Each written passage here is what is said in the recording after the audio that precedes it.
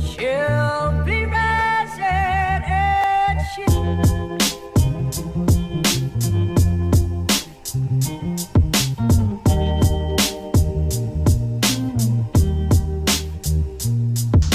All right, what's up? How y'all enjoyed this latest episode? Yeah, man, it was killer as usual, plenty of surprises. But the way they started off the episode, my man's waking up in bed and he gets woken up to ghosts and he just finished slaying his wife. That's kind of a rough situation. What y'all think about that one? It's a little crazy, right? Petties. Yeah, what was He's too naive. Silver? Yeah. He doesn't ask enough questions, and that's the problem. Yeah, I think he was just scared crapless at that point. Yeah, but it comes a time when you need to think about why he's at that place. After he realizes that he's not there for Tasha, so you got to start thinking about things. Because he can find himself in a world of trouble because he's not thinking about it. Yeah, and we all know by now that Ghost is pretty meticulous, and he just happened to notice an earring on the floor. Anybody think that maybe he knows who that earring belongs to? Yeah. I think it's stupid for her to keep the earring. When he gave it back to him and whatnot, he always got rid of the whole set. Yeah, she kept the earring. I don't know why. That's absolutely stupid. Yeah, he didn't know he was going to find out eventually and whatnot. They said it got meticulous. Plus, the other guy, you know how that kind of goes and whatnot. When initial shock hits you and whatnot. In situations, it's easy to sit on the outside like, oh, he should have done this. But initial shock hits you, all these things going through your mind, boom, back. In a pin situation, a lot of people freeze. So, yeah, he did a pretty good job of coming back. You feel me? He did what he could, standing there in his underwear, huh? Yeah. In a Morehouse t-shirt. But I don't know if you guys noticed, but later on when he came past the house, Silver did, Ghost kind of disappeared for a minute. Mm-hmm. And I'm thinking to myself, like, well, maybe he's actually checking her earrings and see if she's missing something. And we move forward to Sandoval, Sax trying to get in the taxi, and then Sandoval just jumps around out of nowhere, like, hey, what's going on? What do you know? And Sax, meanwhile, has been talking to everybody in the last episode, found out that, okay, Donovan is definitely not the mole, and he's talking to everyone, and now he gets jumped out of nowhere by the main suspected guy. That was a little scary situation, huh? Yeah, I mean, well, what can he do in that situation? You know what I'm saying? It's a lose-lose for him, so, He just tried to play it off as best he could. Yeah, that's all he can do, in my opinion. Yeah, well, he did as best as he could. He got in that taxi right away, didn't he? Yeah, then, man, Tariq, man, what a mess. This guy right he's here. Stupid. Yeah, it's just like all trying to get over. killed. Yeah, he's trying to get killed. I mean, he's on the text, he's sending messages to Brains. I don't know if anybody else remembered, but I sure didn't remember who Brains was. Because I remember Ray and Jukebox and everybody was part of Jukebox's crew. But I didn't remember when 50 was out there on the missions, doing the burglaries and whatnot, that he had Brains with him. Brains, I don't think he ever called him by name, so we don't know exactly who he was. But he was the cop who helped him when they did one of those elevator robberies that Tariq was involved in. He was the dude who at least was dressed as a cop. Molested. No, Ray was dressed as a cop. Brains was the guy who came in. All right, so yeah, but he was involved with him before. No doubt. And I think he was in the room with him when they set him up with his first little, you know what. Yeah, everybody was there, no doubt. Yeah, well, Miss Jukebox, she was a hell of a villainess. She's gone from the last episode, though. That whole situation with Tariq, though, that was nuts. I mean, he's, as soon as he starts, walking up to the door, a lot of situations, we go through a lot as black people, but, white people, sometimes you say, okay, well, a lot of white people don't really love black people or whatever, but there are a lot of white people out there who actually do good and actually do love everybody else. And you look at this situation, and that lady answered the door, and the first thing she was saying was, oh, you used to swim? You swim right now? My son used to swim. And she was identifying with him immediately. And I was feeling bad for her because, Tariq was playing her. And then when he got in the door and got punched, what's the first thing she did? She was looking out for his safety, saying, leave him alone, leave him alone. And, maybe that played a role in Tariq's decision to come upstairs and find out what was really going on. But I just felt real bad for her, man. It just got worse and worse. And it was all his fault. Why did he feel he had to do that? I mean, he just got out of the 50 situation. Why did he feel that he had to go, violate somebody else or rob somebody else? Anybody can remember, can think of what his motivation could have been? I mean, the long answer short is that the child, because he is one, is spinning, like, you know, the same way he flipped out on his sister. He put that monster, and they did a good job of showing that evil-looking bruise on her arm. And he just found literally in a domino effect, everybody he thought he could trust, they've been systematically knocked down. Now he doesn't know what kind of person he wants to be. He doesn't know what kind of person he's around. People he aspired to be like turn out to be the kind of people he wouldn't want to sit in the same room with. I get it. But at the same time, he's sucking up our sympathy for him. We're at the point where it's like, you just got somebody innocent killed. You need to start making the hard-hitting decisions. Going away is a good start. Go. But I get that. I think that he's still reacting, trying to figure out, like, what is he doing? What is he trying to do? What does he want to be? When the girl asked him before, why is he hanging out with these niggas, he was like, I don't know, because they real. And that's what it really comes down to, I think, for the realness. Okay, these guys are criminals, thugs, and all this other stuff, but at least they're real. They admit it. My whole family is looking me in the face, like the last episode was called, You Lied to My Face, and lying to me. I know the truth. I'm hearing different things from everybody. So at least, and notice when, in an earlier episode, last week's episode, when Ghost walked into the bedroom, he's playing a video game shooting. He was like, that don't bother you after what you just saw with Jukebox? He was like, nah, it's not real. So this whole idea of real versus fake is Tariq's thing. But I think I and probably a couple other people in here predicted that Tariq was going to get into some stuff that showed him that he's really not about this life. And this was that episode. He found out this is not really, you're not cut out for this. And he woke up when he went upstairs. Finally, you know, you're looking for some signs of human decency from his kid. And finally, you know, he sees them about to do something horrible to this lady. And he yells out, you know, stop him, Brains. And that's it. Yeah. That'd be the sign of right, because and they do something horrible to the lady anyway. Right, exactly. So they didn't stop anything. It just got the situation worse. Plus, he blurted out, you know, what dude's street name is. So, you know, something had to happen. So that's where it gets ruthless. And I guess he just didn't understand, you know, the ramifications of what he was involved in. So that was crazy. And then he went running off. And there was great music in the background. He was running for his life. And then he ends up coming home, and then all of a sudden he seems to want to have a little bit more interest in that Connecticut school choke than he did last episode, right? Brains could get to Connecticut. That's why they call him Brains. True, but in New York, he could catch an accidental stray bullet and it would be done. If they go after the dude in Connecticut, they would have to know that they're pretty much saying to Ghost, what, to kill your kid? And that's probably not a fight that anybody that's small as them wants to pick. And I still think that, I mean, they felt that they had to do something because he's a witness now to everything, even though he's, you know, implied his own guilt in it. But at the same time, I mean, it's like they know who his dad is.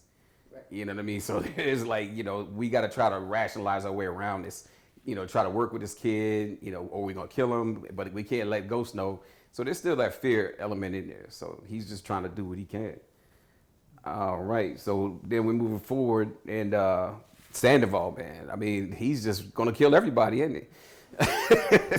He's bumping around, you know, he rolls up on Angela, but meanwhile, he doesn't know that Angela and Cooper, Sachs, you know, and Donovan and everybody have been meeting, and they've gone through and they've seen that he's the dude who's most likely planted the gun. So he's just in over his head, and I saw the little clip last week at the end where they said the coming attractions, where they were talking about, you know, okay, I'm going in, but I didn't know they were going to be talking about that scene. But speaking about predictions, you know, I got one wrong last week. I'm sure you'll be able to pull that up. Which one was that? Greg said that John Mock was not the cat in the van saying, I'm going in. And it was. Yeah, it was. I caught an L on that one. But I think I redeemed myself a little bit because I said Sandoval was probably going to go this week. And it was probably going to be in a confrontation with Angela, and he ended up getting shot. Now, I thought that he'd be dead from that shot, but yeah, she went ahead and she played it, man. I mean, damn, she came hard. She went ahead and she turned the mic off as soon as he started all the threats about, you know, I got all this on you. She was like, okay, well, you know, we got the one reason. We finally figured out who killed Greg. We finally, you know, we got some information. He can put me away. So let me see what I can do here. She set him up sweetly. What happened with that? Pete, come on, man. What happened? On that one, he hit a dead end. You know what I mean? The big thing is he was a desperate man towards the end. Mm-hmm. And a desperate man is a dangerous man. You know, you saw he was willing to kill anyone and anyone to get out. And I think you know, at the end, he got what was coming to him. I hate to say, tragic ending, but It is what it is. And then she went ahead and she let the word out of where he was gonna be. That was pretty slick. Oh my God! I still wasn't figuring it out yet. I mean, because I was like, well, I guess I was wrong with the prediction piece. You know, he's still alive. You know, so I'm thinking that he's maybe out of water. But then when she's telling everybody, and she's like, make sure you tell Proctor, you know, because she knows Proctor's going to run right back to Ghost and Tommy and tell him what's the real deal and where this dude is located. But then the whole link up. Let's talk about that situation with Kate and Connie and Teresi. That's nuts. I mean, Tommy finally figures out, you know, who his real dad is. And, you know, he was already screwed up kid. We all know that. And you kind of see, you know, why he is the way he is, because his mom is like lying to him about his dad and a bunch of other things going on there. And she's a little nut herself. So that's a crazy situation, huh? Yeah, it's definitely wild, man. He feels betrayed by his mom, you know what I mean? You know, he's trying to figure out, well, why would you keep him from me and this and the third? Can he even trust anything coming out of her mouth at this point? Everything coming out of her mouth in his eyes is BS. And then Pops turns around and then shows him a little bit of loyalty, you know, when he needed it most. And then you could kind of see in his face, he was like, yeah, that's what I've been looking for. Someone that I can lean on. People always are dependent on him, I'm sure, so. Now you got somebody who he can kind of depend on, his father at that, you know what I mean? So yeah, and it was amazing because, I mean, the dude is ultra powerful. Yeah. I mean, he's behind bars and he can make moves to get anybody in it. And when he went to him, you know, he said, you know, I got somebody that's causing me problems. He said, you got a name? yeah, He's like, that's that. it? And he's like, yeah, your family. And then, you know, family. I mean, that's what Tommy's been looking for this whole series, isn't it? Yeah, maybe trying to stabilize him a little bit. More curious to that point was not anything that happened in this episode, but the preview for next episode where, I mean, you said that the way he is the way he is because his mom lied to him, but moms unfortunately have to lie to their children about where their fathers are all the time. I don't think every last one of them becomes a game maker, especially not somebody as successful at it as Tommy is. But I did think that she did know who her son was as a person until the preview for next time when she's like, he's a criminal and a murderer. And he was like, I'm a criminal and a murderer. And I was like, did you not know that? Like, maybe just not having a dad or being lied to about it or whatever isn't the reason he is like that, because like I said, not everybody turns out like that. But it did make me, I thought am I the only one who thought she knew? She knows everything that Tommy does. So then why, like, I thought that was a strange thing to say that to him too. I was like, those are your rationale, that's not gonna work. But it's another parental thing where it's like you believe your kid is special or different from everybody else. Oh, he's a special dangerous criminal. Oh, okay. Not in the same way. I think that there is truth to Teresi. You don't need to be done with him because you don't know what he's capable of. And I'm kind of perplexed at how open Tommy is to meeting him or having a relationship with him. You don't know this man. He's locked up for something. Like I'm suspicious. I don't understand why he's not suspicious of him, of his father. And just because he's his father, yeah, but you don't know this man. You don't know what he's capable of. So I'm interested to see how that relationship is going to play out and what's going to happen with it, because I don't think it's going to be the fatherly relationship that he thinks it's going to be. I think he's going to use him at the end of the day. Now we see Tommy again. He's reaching out a little bit. I mean, he seemed to be handling things usually in Ghost's absence pretty well. He's a little ruthless, but he does what he has to do. But at this point, you know, he's not getting the results that he needs from him and his crew. Can't call them brothers anymore. And, you know, he needs to bring in Ghost to kind of negotiate the truce. And Ghost comes with the information, but he comes with a threat too. I gotta wonder though, I don't know if it was a foreshadow or not, that the episode tonight, when Tariq walks past, having just come back from a murder, robbery, near rape, crime, ridiculousness, he looks right at him and goes like, "It is everything I ever wanted to do." And I was like, that's the funniest thing that you've said in several episodes. Because you have no idea who that child is or who he's becoming or who he's trying to be or this, that, and the other. But then that goes back into playing saying how nobody knows who Ghost really is. Well, you don't even know who the kid is. But so I know that one of the people who are always like, you know, everybody's like, yeah, if it's true when he said he wants to get out of the game, then one of the people who always pushed him back was Tasha. And he and Tasha aren't that close anymore. They've fractured. She's now weakened as a magnet pulling him into that. I'm not saying he wants to get out of the game. I'm not saying he doesn't. I think he'll go wherever opportunity for most money with least drama will take him. I think he'd leave tomorrow if you promised him it'd make him a billionaire with the least amount of fuss about it. I think he'd stay in forever if you thought that's where the most lucrative guy lives. I feel like he could go either way, but I'm just saying if you are looking at some of the things they're dropping, well, one of his strongest magnets for the game is not pulling on him as hard, and I don't know what the showrunners meant when they did that, but I thought it was A, hilarious, and B, possibly a foreshadowing hint nudge to us. I disagree that Angela is the main reason he wanted to go straight. If you go back to season 1, there was a conversation with him and Tasha, an argument. I agree. Where he said, I don't know any old wrinkled drug dealers. Doesn't that scare you? You know what I mean? He wants out. But the thing is, he wanted out on his terms. A lot has happened since season 1 when he wanted out. If he leaves, who does he leave it to? He thought he was leaving it to Tommy. Tommy doesn't know that the whole thing is about to unravel under him. So it's like, okay, I'm going to leave, but I want to leave like this. Okay, I want to leave, but I got to take care of Drake. It's all these things that are going to keep him in. Just like in Godfather 3 when John said, every time I try to get out, they keep putting me back in.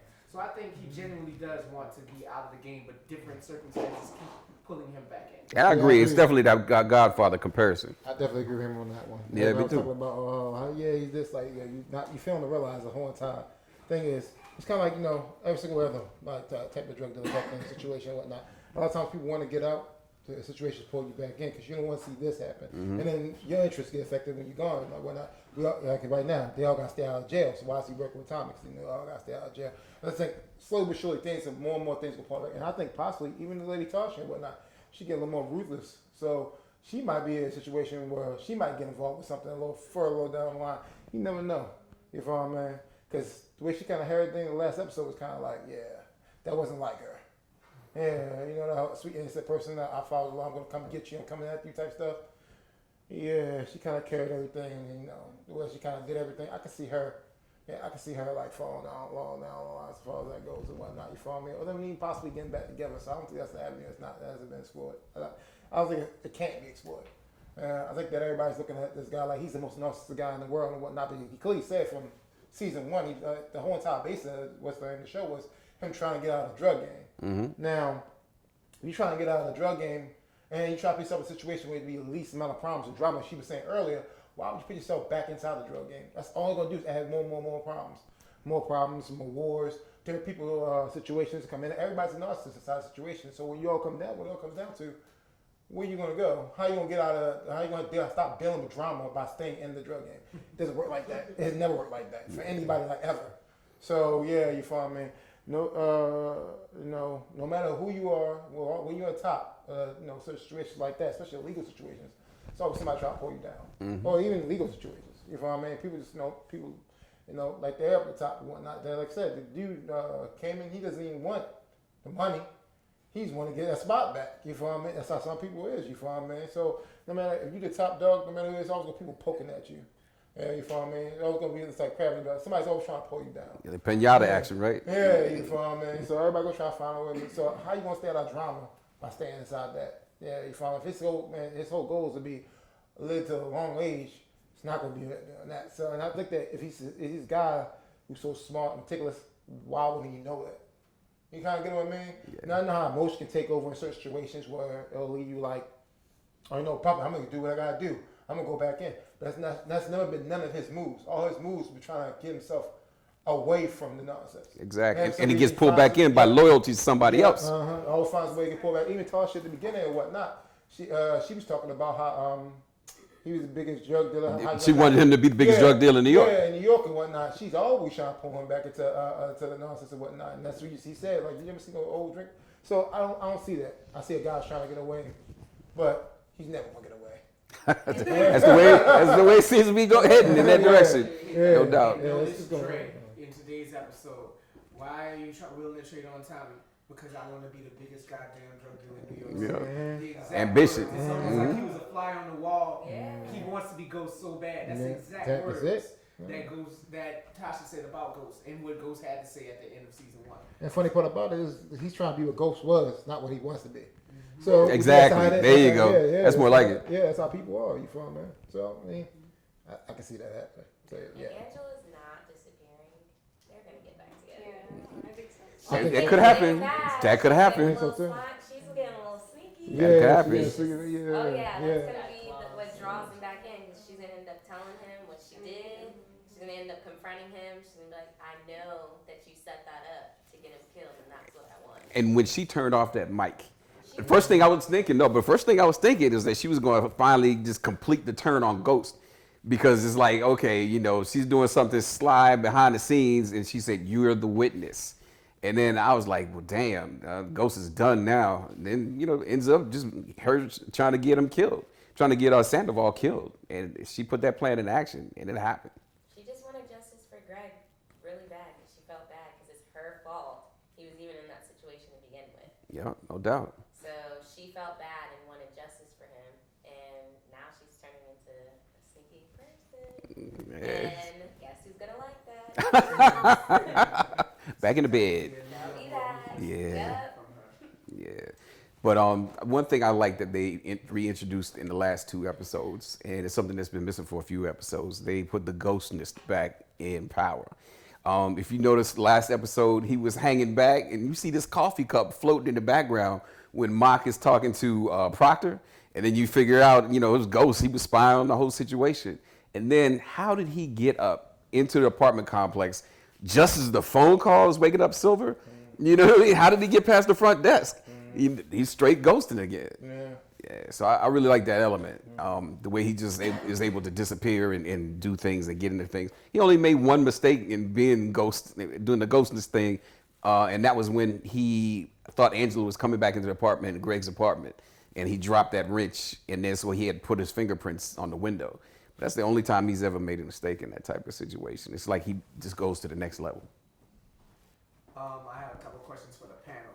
One, Sax was the only one in the van when Angela pulled the wire out, and after Sandoval said, "I'm gonna tell him everything I know about you," she pulled out the wire. Sax was like, "Hold on, what's going on with the connection?" Everybody else already ran in the building. So do you think that Sax, knowing that something was up, that Sandoval knew something about Angela, will come up again later? And if so, what? And then I wanted to ask y'all what you thought about Proctor actually having kept the laptop with the recording about Ruiz being killed by Tommy when he said he destroyed it. So those are my questions for the panel.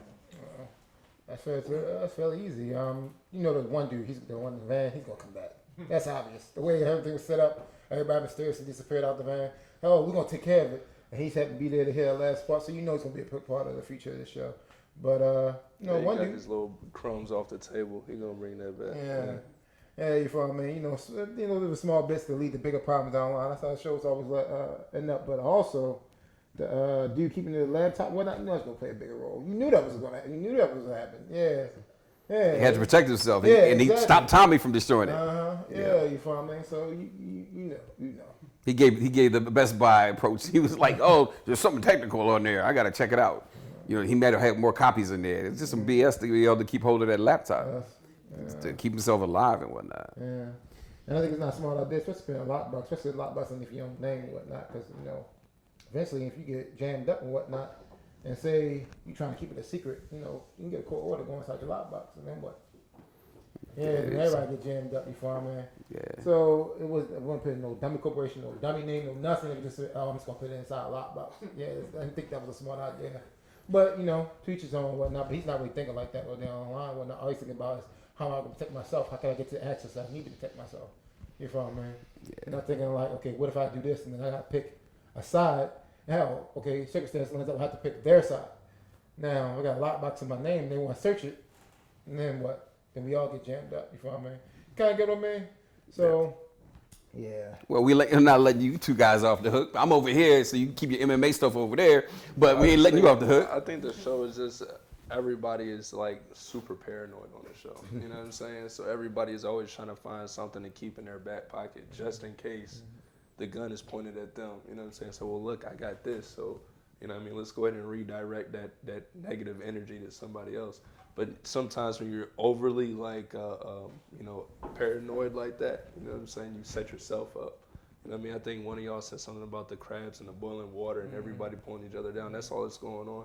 All of them are cooking. Everybody's going to fall at the end of the show, at the end of the series. Everybody's going to get burnt somehow. You know what I mean? It's just people trying to get burnt less. So let's, you know what I mean, pull this person down and climb up. So dude keeping the laptop, he's just trying to save face for a little bit, and then he'll bring that back up, and then that will lead to somebody else, just like you said. You know what I mean? It's just going to be dominoes knocking each other down.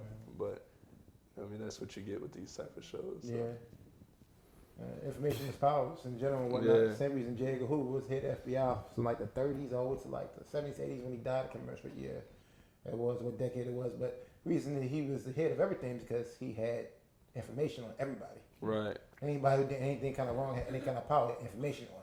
Yeah, you feel what I mean? So everybody wanted to get rid of him, but nobody would dare go near him. Because if you go near him, you'll find out all kind of crazy things. You feel what I mean? Like, the people that we thought that were like our heroes, like Dr. Martin Luther King Jr., he had information on him. To the point where he thought he was going to take the Nobel Peace Prize. He took it anyway. I think it was a strong move. You feel what I mean? So he wasn't scared. You feel what I mean? So he had no fear. You feel what I mean? Which I respect to the full extent. He had information on everybody. He could blackmail anybody. Information is power. That's how I go. Pete, Dudes we are got with Pete. people. They hit everything. I know, man. You gotta squeeze you, Pete. You gotta pop out with something, Pete. Nah, I agree with everything they said. Everyone's just trying to get the one up. You always want something. It's like, gets back to the kid. Like, you can't tell on me, I'll tell on you. That type of thing. So, the biggest thing, it is power. So everyone's trying to have that power in their hands. Laptop gives him a little edge, and then harping back on the Van, I do think that's going to come up in a few episodes. Maybe not this one, but a little bit down the road, because there's a reason they decided to play that part. They could have just cut it after, before that. But there's a reason they allowed us to hear that before the mic went on. So. Yeah, cool. And they also kind of reiterated that point when he came into the room and they were cleaning up the scene.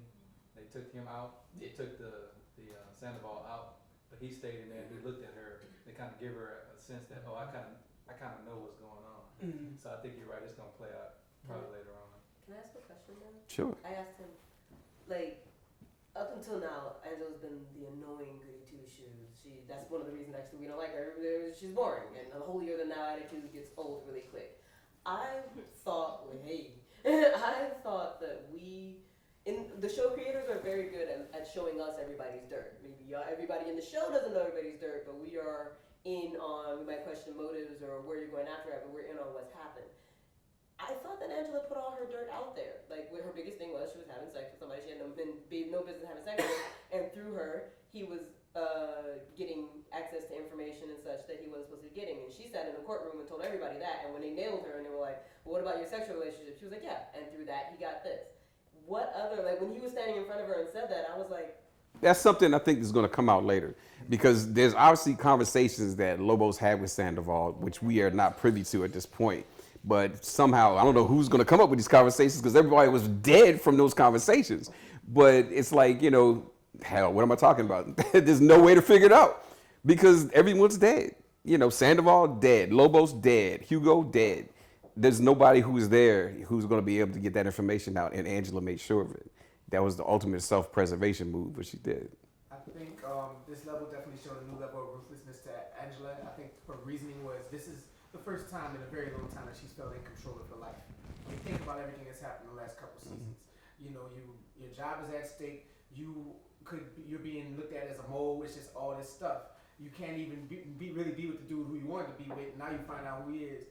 But as far as what dirt wasn't known, I think just the fact that she was in her position and dating Jamie while all this stuff was going down that he was involved with, even though she was accidentally giving him information, that ain't gonna stand up in court. The whole Lobos thing, right, but don't we know that now? Like, she said, It's already out there. It's already out there. I had sex. I was having sex with him, and I had a relationship, and through me, he was getting stuff. Like, didn't she We say know that this. already? Yeah. but everybody don't know straight up that Tommy and Ghost together killed Lobos, and the only reason they knew he was still alive was because of her, not just the mole, but through her, she was their mole, actually. So there's more that was outed, that was not outed yet. I mean, I guess. But Sandoval doesn't know that much, because basically his source of information, would have been Lobos, and Lobos is gone.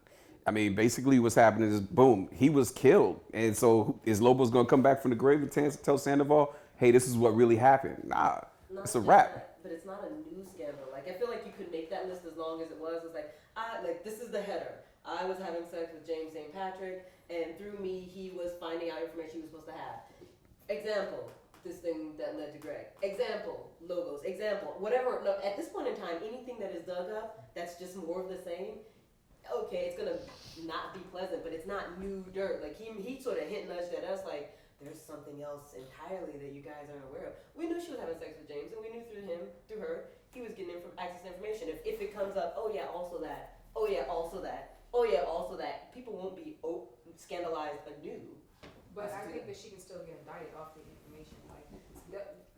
Just because, those things happen, I think that there were a lot of things that she did for Ghost in her position, because he should be in jail for killing Lobos. And that information could still come out because now, what's the guy's name? Pax knows something. Sax knows something going on. And so that information can still come out, but she can still be indicted. But here's the deal. She cracked the case once again. She cracked the case against Lobos. She now cracked the case of the mole. She is almost untouchable at this point. No matter what happened on the side, she went and exposed the mole and got him arrested. If that's the case, then there would be no reason why we saw Pax in the van. Right. One, no one's untouchable. Two, if we look close enough, there's probably some other thing that can implicate her. Because just the fact that the sketch of Tommy, which to me didn't even look that much like Tommy. Not at all. It got stolen from her apartment and just completely innocent on her part. She didn't know who Ghost was at the time.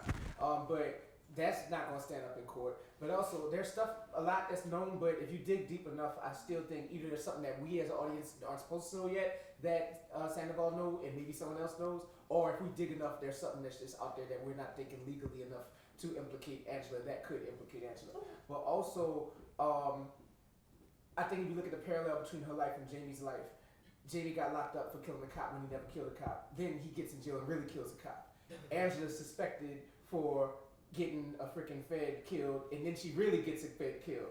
So I think this whole thing of coming back together, trying to avoid this thing that we're not, but becoming that thing, I think that's really an intentional parallel between Angela and Jamie right now. And I think it's a serious evolution in her character. Yeah. I mean, basically, she's in a situation, she was like Paul Mooney used to say, under the illusion of inclusion.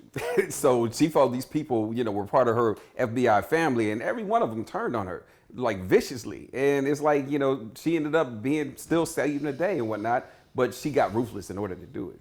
And to me, the best shot in this whole episode was a shot of her reflection in a pool of blood from Sandoval's neck. And the coolest thing was when she said that was for Greg. And you see her reflection in the blood. That's a shift. That represents a serious shift in her character. She now really is a corrupt lawyer. And she might continue to use her relationship with Jamie I predicted that she wasn't going to make it through the season because if she's not going to be in love with Jamie, then her purpose of the show is done.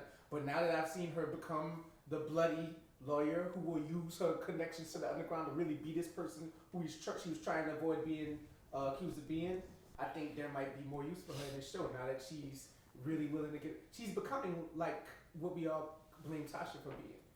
You know what I mean? No, because Tasha, to me, her big fault is that she doesn't give a damn what's going on with her kids as far as keeping her husband in the drug game. And that's her biggest fault in the whole thing. And I'm trying to find that type of fault in Angela's character. I don't see it. And Angela's not necessarily corrupt. She's more, just at this moment, she's a vigilante. This is the justice that I see needs doing. And I'm going to get it done. And it wasn't going to get done any other way. Right. I'm going to go outside of the law because vigilante, that's what I'm going to do. It made me like her 10 million times. When the moment she said that was for Greg, I was like, hey, welcome to the game. Like, switching to a different TV show, Game of Thrones. Like, you going to play the game or you going to die? I was like, welcome to the game. But, like, I don't know if I would call her corrupt yet. Just now a force. No more holier than thou. No. Yeah. She's real, as Tariq likes to say. Yeah, well, definitely I want to go ahead and thank our guest panelists, Peter Petties, Imani Smith, Shelton Gravedigger, Graves. And I definitely wanted to put this panel together because a lot of people get certain impressions of athletes and stuff. And as you can see, these guys are highly intelligent. You know what I mean? They're not only involved in a sport where they have to be intelligent in order to defend themselves and actually gain victory. But look at the discussions that we had. We have moral discussions, intelligence discussions, and I just wanted to show that there's much more to these guys than meet the eye. Thanks a lot, guys. Great show. All right.